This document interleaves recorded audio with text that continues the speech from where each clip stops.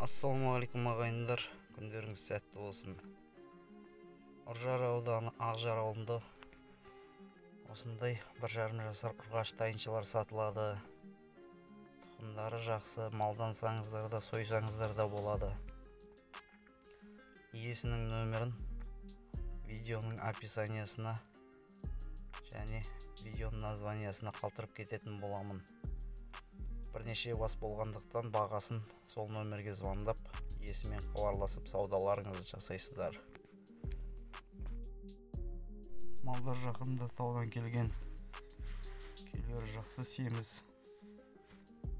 Иесіне хабарласып саудаларыңызды жасаңыздар. Саудаларыңыз берекелі болсын ағайындар. Осы мал базар каналына үйде жарнамалап сатам деген адамдардың да видеоларын салып отыратын боламын.